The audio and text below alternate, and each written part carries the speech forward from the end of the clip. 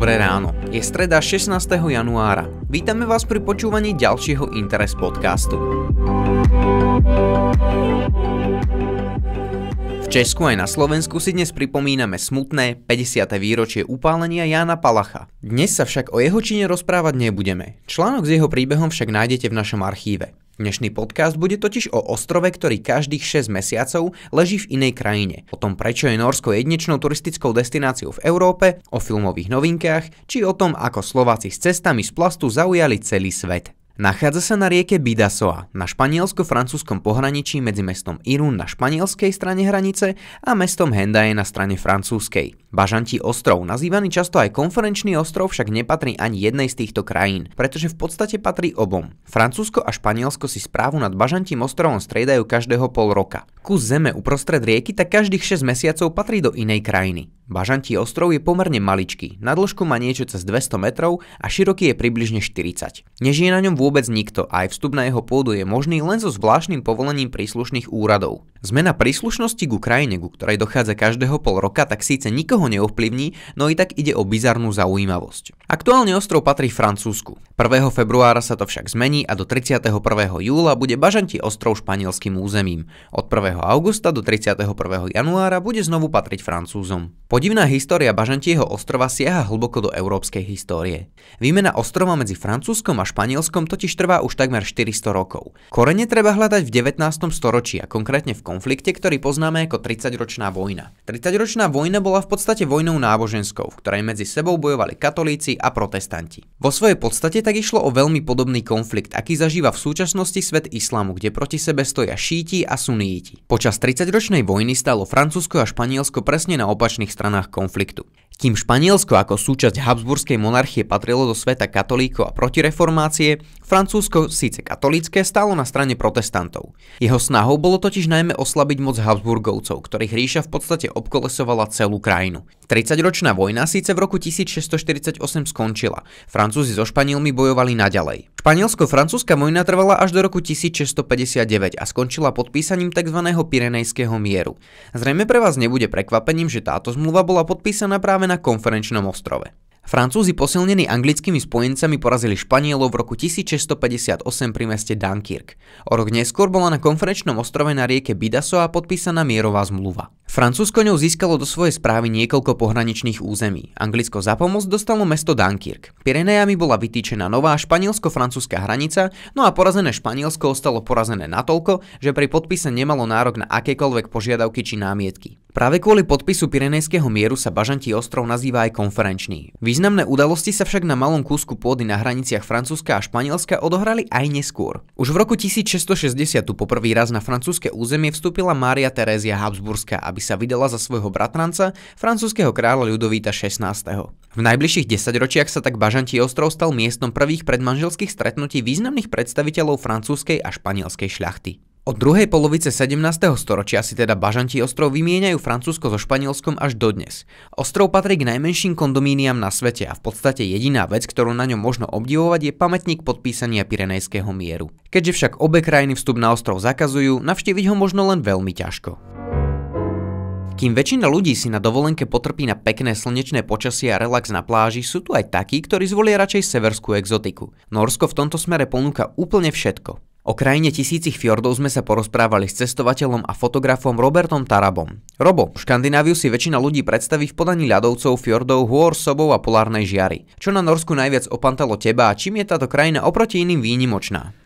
Škandináviu si väčšina ľudí predstaví v podaní ľadovcov, fjordov, hôr, sobov a polárnej žiary. Tak nám povedz, čo na Norsku najviac opantalo teba a čím je táto krajina oproti iným výnimočná? Tak je to kombinácia viacerých vecí, ale na prvé miesto by som dal si naozaj tú prírodu. Norsko je krajina fjordov a fjordy ako Geiranger alebo Nærøyfjord sú tak krásne, že sú zaradené do UNESCO. A nad väčšinou fjordov sa vynímajú úžasné skalné masívy, ktoré potom vytvárajú pôsobivé scenérie, ktoré poznáme, hádam všetci z prírodopisných filmov alebo z rôznych kníh. Sú to časti ako Lofoty, ako centrálna časť Nórska medzi Oslom a Bergenom, ale za zmienku rozhodne stojí aj severná časť Nórska, ktorá sa nazýva Laponsko kde žijú sámovia, ktorí chovajú stáda sobov, kde žije oveľa menej ľudí ako v tej južnej časti Nórska a je zase úplne iná. Takže Nórsko je naozaj obrovitánska krajina, ktorá patrí Nórom a Nóri sú na to veľmi hrdí. Milujú svoju kultúru, svoju históriu, ktorá nevždy bola pre Nórov jednoduchá, no potom, čo získali samostatnosť a nezávislosť, tak naozaj sú hrdým národom. Sú veľmi moderným národom, ktorý naozaj môže ísť príkladom mnohým a nielen teda vďaka ich prepracovanému sociálnemu systému v vysokej životnej úrovni, ale aj vďaka zodpovednosti, ktorú majú, či už voči budúcim generáciám, voči svojej prírode a jednoducho vedia, že to, čo dostali v podstate do vienka tú najkrajšiu pre nich prírodu na svete, takže si ju treba vážiť. Nórsko a jeho susedia sú často považovaní za príklad, ako by to malo vyzerať v krajine s dokonale fungujúcou liberálnou demokraciou. Aký je život miestnych ľudí oproti tomu na Slovensku? Sú Nóri prívetiví, priateľsky otvorení a spokojní? Tak to je jedna z vecí, ktorá určite človeka v Nórsku prekvapí. A asi si už všimne všade, že keď sa stretne s bežnými ľuďmi v reštaurácii, v obchode a tak ďalej, tak všetci pôsobia veľmi vyrovnane, spokojne a môžem povedať šťastne.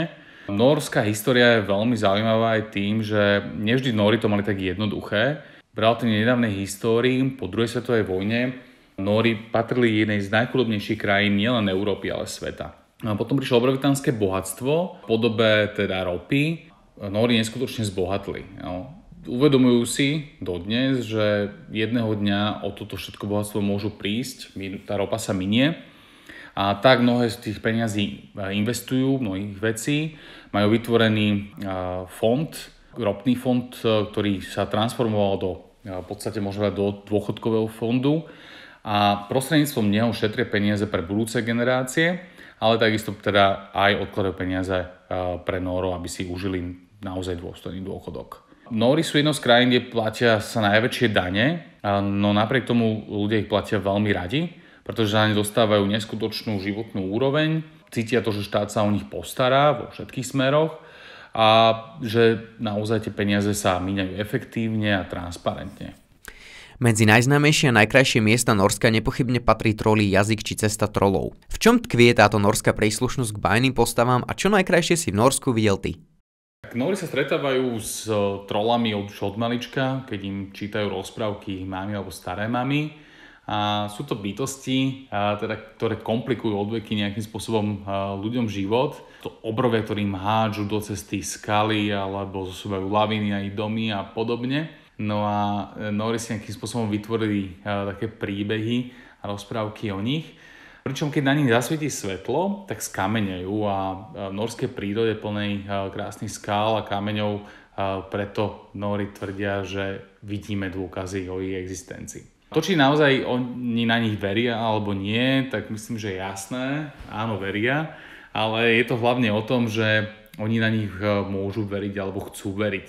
To je na tomto pekné, že majú tú slobodu sa rozhodnúť. Nórsko je naozaj nádherná krajina a rozhodne vás bude fascinovať a ja som si zamiloval jednotlivé časti a či už sú to teda fjordy a malé učupené dedinky pri nich, alebo sú to naozaj krásne prírodné scenérie spomínanej trolie cesty alebo trolie steny, údolie Romsdalen alebo časť Lofot, Laponsko, ktoré je charakteristické práve tými stádami sobou, úžasnou kultúrou sámov. No rozhodne naozaj európske mestá, Bergen nádhernými hanzovskými domčekami, Oslo s unikátnou architektúrou, nielen klasickou, ale aj to modernou podobe, či už opery alebo jednotlivých moderných častí. No, je toho rozhodne veľa. Treba sa ísť pozrieť. Ak sa zaujímate o severskú exotiku a radi by ste sa o Nórsku dozvedeli viac, Robert Taraba vám ho s radosťou predstaví v najbližšom cestovateľskom kine. Na expedíciu sa spolu s ním môžete vydať 29. januára v bratislavskom KC Dunaj alebo 13. februára v Banskej Bystrici. V kinách sa tento týždeň môžeme tešiť na niekoľko strhujúcich noviniek. Jednou z nich je aj kontroverzný projekt Larsa von Triera Jack stavia dom. Ten konečne prichádza aj na Slovensko. V čase jeho premiéry na festivale v Cannes sa stretol s veľmi ostrou kritikou a stal sa veľmi horúcou témou. Brutálny exces, ktorý vznikal počas alkoholických depresí nadaného filmára, mieša v ľuďoch rôzne nepríjemné pocity. Trúfnuť si naň môžete od zajtra, teda štvrtku 17. januára. Mimo toho narazíme aj na dánsky mysteriózny thriller z dielne režiséra Christophera Boa. Zložka 64 nám sľubuje poriadnu dávku napätia. Je pritom adaptáciou bestselleru severského spisovateľa Jussiho Alder Olsena a mapuje skutočnú kapitolu dánskej histórie. Hlavným lákadlom tohto týždňa však zostáva mrazivé pokračovanie thrilleru Split, alebo po našom Rozpoltený. Režisér M. Night Shyamalan odštartoval túto sériu už v roku 2000 filmom Unbreakable. Ten bol síce nesmierne nadčasový, no zdá sa, že jeho kvalitu začalo publikum doceňovať až roky po jeho uvedení do kín. Prepojenie týchto dvoch filmov bude uzavreté očakávaným titulom Glass už tento štvrtok. Možno ste ani nevedeli, akou ekologickou špecialitou sa môže Slovensko, konkrétne jeho stredná časť, popíšiť. V Banskobystrickom kraji sa totiž jazdí po cestách vybudovaných z asfaltu z plastového odpadu. Vďačiť za to môžeme zvolenskej firme Viacorp, ktorej aktivity si už všimli aj zahraničné médiá. Viacorp totiž na výrobu asfaltu využíva recyklovateľné plasty, ktoré sú premienené na akýsi granulát. Ten tvorí približne 20% asfaltu. Cestu z plastov tak dnes môžete nájsť napríklad v okrese Lučenec. Okrem ekologického riešenia ide aj o riešenie ekonomické. Využitie recyklovaného plastu totiž prevyšuje dobu využívania bežného asfaltu až o 3 roky. Príroda na východnom Slovensku opäť čarovala. Medzi obcami Chrast nad Hornádom a Matejovce nad Hornádom v okrese Spišská Nová Ves tak aj tento rok vznikol ľadopád Šikľavá skala, ktorý patrí k najkrajším zimným prírodným úkazom na našom území. Ľadopád má výšku približne 14 metrov a jeho šírka dosahuje v závislosti od podmienok až 30 metrov. Ak ste ho ešte v plnej kráse počas minulých rokov nestihli, rozhodne by ste to mali napraviť. Ďakujem, že ste aj v novom roku počúvali Interes podcast. Prajeme vám pokojný zvyšok pracovného týždňa a taktiež príjemný víkend.